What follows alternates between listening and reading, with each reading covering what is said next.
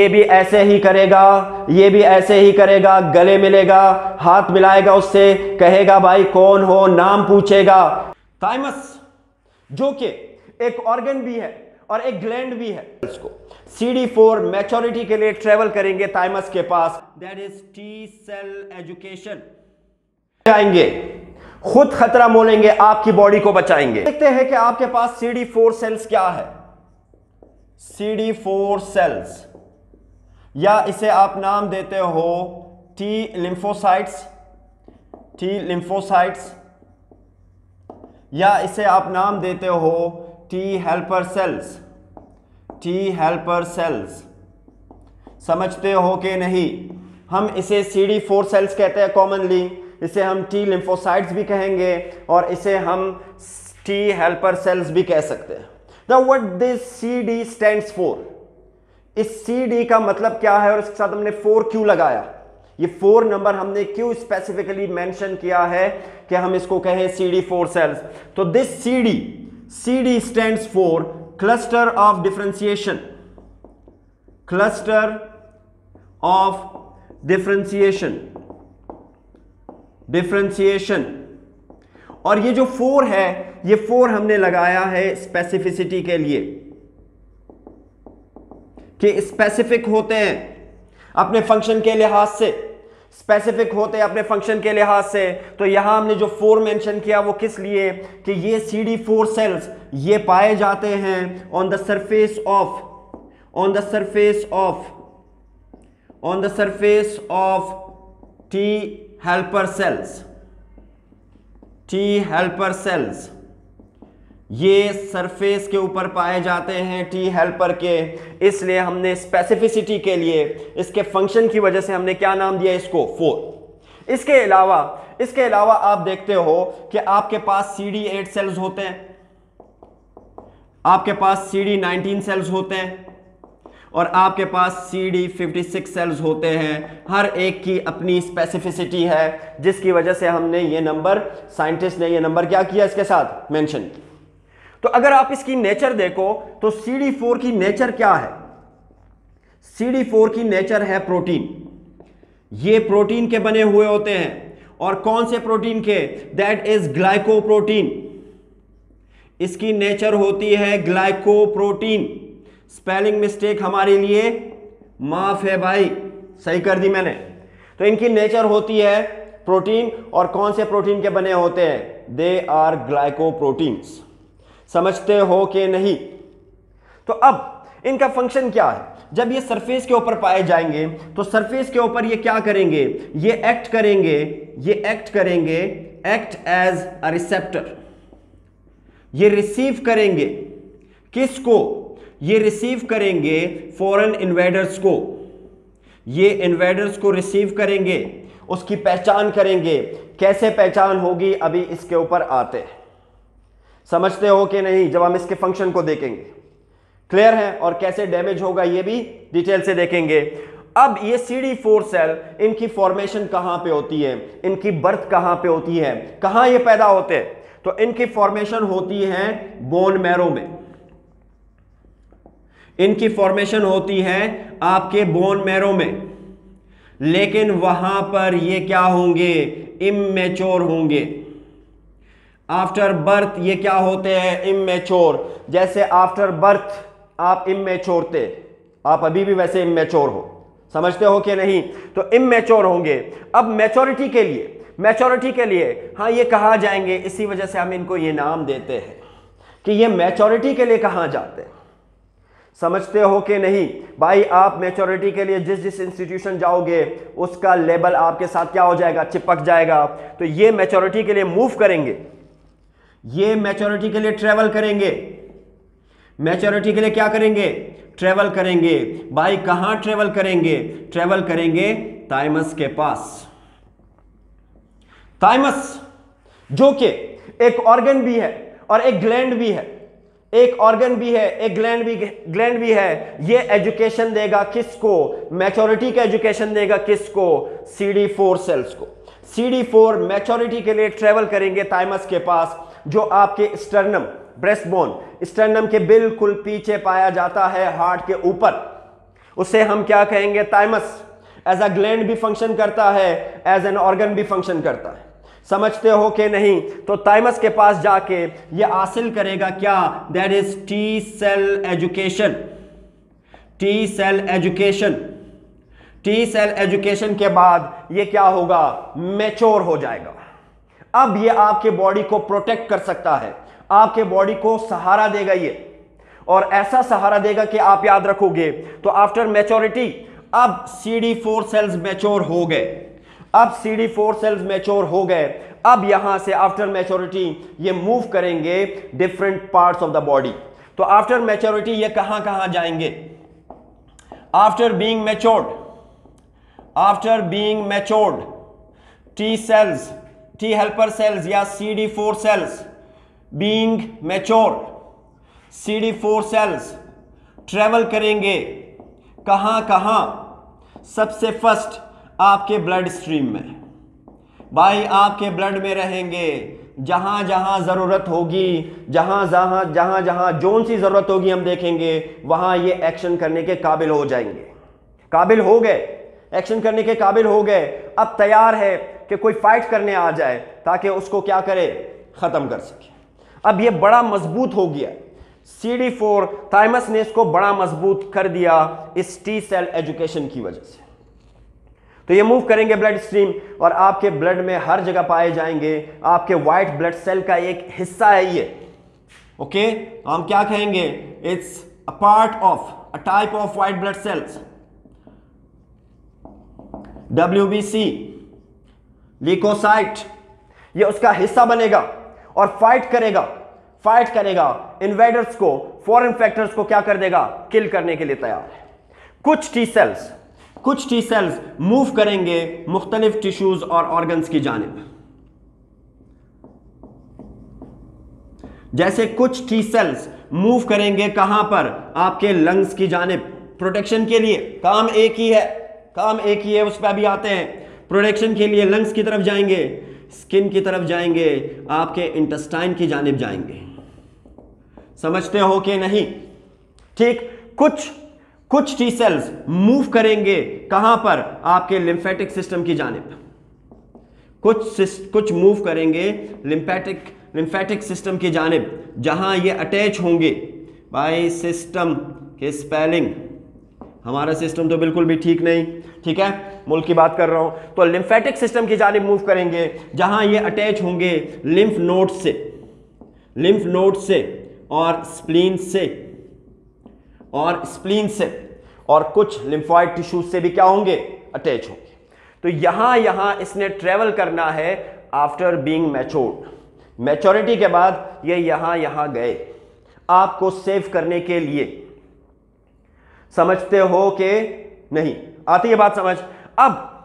अब ये रेडी है। अब इनका फंक्शन देखेंगे कि ये फंक्शन क्या करेंगे, क्योंकि ये पाए जाते हैं सरफेस के ऊपर पाए जाएंगे। सरफेस के ऊपर यानी बिल्कुल चौकीदारी का काम करेंगे। भाई गेट के बाहर खड़े, जैसे ही कोई इन्वेडर आया ये उसको रिसीव करेंगे, गले लगाएंगे, खुद खतरा मोलेंगे, आपकी बॉडी को बचाएंगे।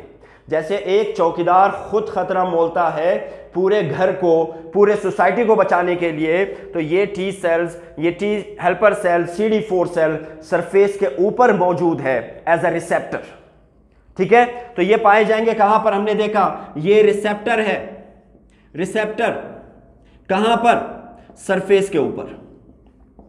तो ये रिसीव करेंगे, रिसेप्टर बोले तो क्या, ये रिसीव करेंगे किस चीज को, ये रिसीव करेंगे इन्वेडर्स को। अब जैसे ही इसने इन्वेडर को रिसीव किया, जैसे ही चौकीदार आएगा सबसे पहले उससे क्या पूछते हैं भाई, सबसे पूछते हैं भाई आपका नाम क्या है, कहां से आए हो, फिर आगे जाके इतला देगा, ये भी ऐसे ही करेगा, ये भी ऐसे ही करेगा, गले मिलेगा, हाथ मिलाएगा उससे, कहेगा भाई कौन हो, नाम पूछेगा। और जैसे ही इस इन्वेडर को पहचान लिया, अब ये क्या बन जाएगा, क्योंकि ये क्या है भाई, कमांडर, हमारी तरह बॉडी बिल्डर। समझते हो कि नहीं? तो ये कमांडर है, ये कमांड करेंगे अभी किसको।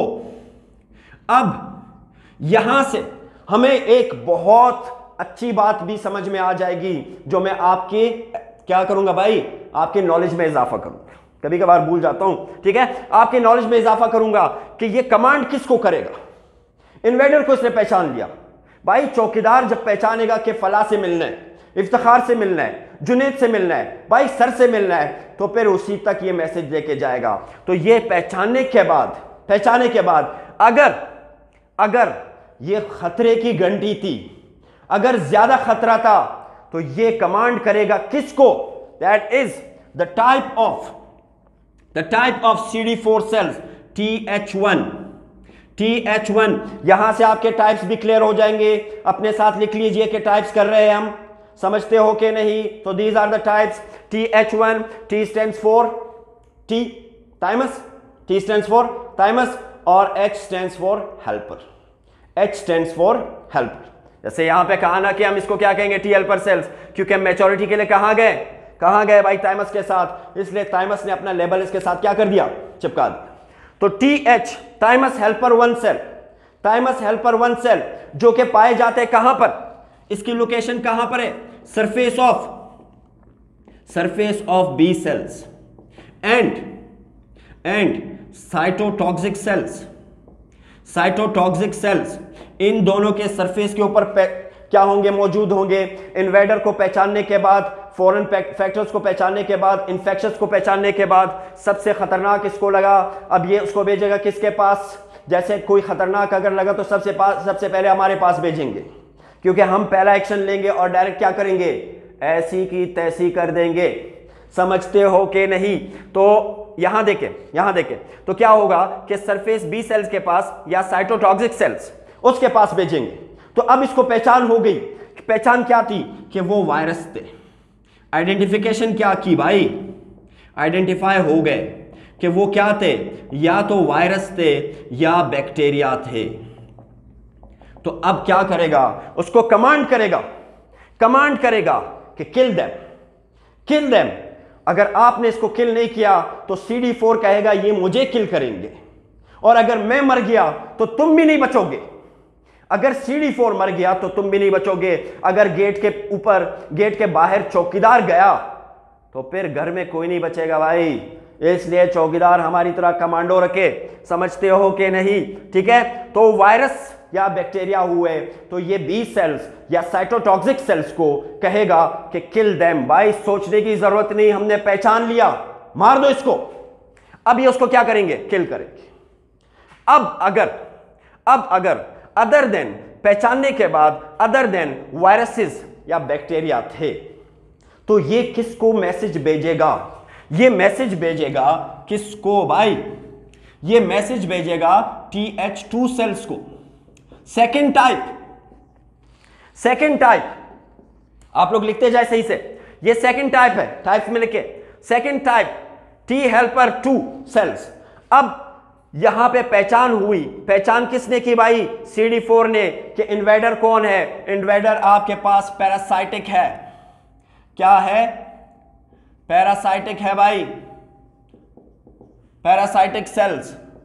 तो अब उसको कहेगा कि आप क्या करो, TH2 को कहेगा कि आप किल कर दो इसको, आप क्या करो इसको, पैरासाइटिक ये जो क्या होगा भाई, ये जो पैरासाइटिक क्या है, पैथोजन है, इसको क्या कर दो, किल कर दो, ठीक है। नॉट पैरासाइटिक आप लोग क्या, पैथोजन, मैंने सेल्स लिखे भाई, पैथोजेंस होते वो भी सेल्स ही है, ठीक है। तो अगर पैरासाइटिक हुए, पैरासाइटिक के स्पेलिंग भी हमने गलत लिखे हैं, अगर ये पैरासाइटिक हुए, फिर भी अगर गलत थे सही कर दे भाई, हमारे लिए स्पेलिंग मिस्टेक माफ है, समझते हो कि नहीं। तो पैथोजेंस हुए तो कमांड किसके पास जाएगा, TH2 सेल्स के पास जाएगा कि आप इसको क्या कर दो, किल कर दो। ये पैरासाइट्स है, पैरासाइटिक इंफेक्शन है, अगर आपने किल नहीं किया तो आपकी बॉडी में ये क्या हो जाएगा, फैल जाएगा। अब अगर अदर देन पैरासाइटिक हुए और आपके पास कोई फंगल फंक्शन हुआ तो ये भेजेगा किसके पास, दैट इज TH17 सेल्स के पास। The next type, the third type of CD4 cells, TH17 cells, इसके पास भेजेगा और कहेगा कि आप इसको किल करो। अगर अगर अगर इन्वेडर क्या हुआ, दैट इज फंगल, अगर फंगल इन्वेडर हुआ, पैथोजन हुआ, तो भाई उसको किसके पास भेजा जाएगा, that is T17 cells, TH17, T helper, T और H क्या हेल्पर 17 के पास भेजेगा कि इसके खिलाफ क्या कर दो, एक्शन। समझते हो कि नहीं। अब अगर फंगल भी ना थे, ठीक है भाई, कहीं बाहर से कोई खतरा नहीं, चौकीदार आराम से बैठा है, फिर भी घर में मसले हो रहे हैं। कभी कभार होता है कि घर के बंदे भी आपको मसले पहुंचा सकते हैं, ठीक है, बल्कि करते हैं। समझते हो कि नहीं। तो कभी कभार आपका ह्यूमन सिस्टम भी आपके सेल्स के ऊपर अटैक करेगा, आपका ह्यूमन सिस्टम भी आपके अपने सेल्स को मारने की कोशिश करेगा। समझते हो कि नहीं। तो उस सूरत में जैसे ही पहचान लिया कि बाहर से खतरा नहीं, अंदर से ही है, ऑटो इम्यून सिस्टम अटैक है। समझते हो कि नहीं। बॉडी के अंदर ही आपको क्या हो रही है, कुछ सेल्स अफेक्ट कर रहे हैं, तो ये कमांड करेगा, CD4 कमांड करेगा अपने फोर्थ टाइप को, दैट इज ट्रैग। भाई खानदानी नाम ट्रैग बोले तो क्या, टी तो आपके पास थाइमस से है टी, और रेग बोले तो क्या, रेगुलेटरी। तो इसे हम कहेंगे रेगुलेटरी टी सेल्स, रेगुलेटरी भाई स्पेलिंग सही है, रेगुलेटरी टी सेल्स। ये क्या होंगे, ये अब इसको कमांड करेंगे कि आप क्या करो, इस ऑटो इम्यून सिस्टम को कंट्रोल करो। यहां कमांड होगा किस चीज को, कमांड होगा आपके बॉडी के अंदर ही खतरे को, ठीक है, कि उसको आप क्या करो, खत्म करो। तो यहां जो अटैक होगा वो अटैक क्या है, ऑटो इम्यून अटैक होगा। भाई आपके सेल्स ही उसको किल करना चाहेंगे। समझते हो कि नहीं। तो इस तरह हमें टाइप्स का भी पता चला, और टी सेल्स के T helper cell, CD4 cells के फंक्शन का भी पता चला। समझते हो कि नहीं। अब कौन से डिजीज, कौन से खतरे ऐसे होते हैं जो CD4 को बिल्कुल डैमेज कर सकते हैं, कौन से खतरे हो सकते हैं जो CD4 को बिल्कुल डैमेज कर सकते हैं। तो CD4 को खतरा किससे है, चौकीदार को खतरा किससे है, तो CD4 can be attacked by, इस पे अटैक कौन करेगा, नंबर 1 और सबसे बड़ा अटैक दैट इज HIV, जो अगले लेक्चर में हम करेंगे कि ये अटैक किसका होगा, HIV का होगा। HIV क्या करेंगे, आपके CD4 सेल्स को डिस्ट्रॉय करेंगे, आपके CD4 सेल्स को डिस्ट्रॉय करेंगे। एक नॉर्मल इंसान के बॉडी में CD4 सेल्स पर क्यूबिक मिलीमीटर ऑफ ब्लड, उसकी काउंट्स कितने होते हैं, उसके काउंट्स होते हैं अबाउट 500 to 1500 पर क्यूबिक मिलीमीटर ऑफ ब्लड। भाई पर क्यूबिक मिलीमीटर ऑफ ब्लड एक नॉर्मल इंसान के सेल में कितने CD4 होंगे, 500 से 1500, ठीक है। तो HIV जैसे ही अटैक करेगा, इन 500 से 15 सेल्स को खत्म करने की कोशिश करेगा। समझते हो कि नहीं। कैसे वो HIV में देखेंगे, तो अगर आपके सेल्स लेस देन 200 हुए, CD4 लेस देन 200 हुए, तो आप जो है वो HIV के पेशेंट बन गए हो। अब आपको ART की जरूरत है, ताकि आपके CD4 सेल्स की तादाद बढ़ाई जा सके, ठीक है। बचोगे नहीं भाई, मरोगे, मरना तो है, HIV की वजह से ही मरोगे। अगर वो चीजें ना छोड़ी जो मैंने पिछले लेक्चर में बताई, तो क्या होगा, आपको 8 दिया जाएगा। 8 पिछले लेक्चर में बताया था आपको, एंटी रेट्रोवायरल थेरेपी। समझते हो कि नहीं, जो आपके CD4 के लेवल को वापस नॉर्मल रेंज में लेके आएगा, दैट इज 500 to 1500। तो लेस देन 200 हुए तो HIV आप पे हावी हो जाएगा। समझते हो कि नहीं। नेक्स्ट आपको किस चीज से खतरा है, नेक्स्ट खतरा आपको अपने बॉडी के अंदर से ही है, जो मैंने बताया। आपको अपने बॉडी के अंदर से ही खतरा हो सकता है कि आपका auto immune system, auto immune attack आपको आपके CD4 पे अटैक करे। आपका ऑटो इम्यून ठीक है, अटैक करें आपके CD4 के ऊपर, तो वो भी आपको क्या दे सकता है, आपके काउंट्स को कम कर सकता है। सो दैट इज सेकंड खतरा CD4 को कौन किस से हो सकता है, that is auto immune attack. Auto immune attack, समझते हो कि नहीं? तो यहां से भी आपके काउंट्स क्या हो सकते हैं, डिस्ट्रॉय हो सकते हैं। और सर्टेन कैंसर केसेस में, सर्टेन कैंसर डिजीज में आपके CD4 सेल डिस्ट्रॉय हो सकते हैं, आपके CD4 सेल डिस्ट्रॉय हो सकते हैं। समझते हो कि नहीं? समझते हो कि नहीं? यहां तक हमने देखा कि CD4 सेल की नेचर क्या है। अब हमें HIV पढ़ने में बड़ी आसानी होगी, तो इसके बाद हम देखेंगे HIV। टिल देन यहां तक क्वेश्चन पूछना सवाब है।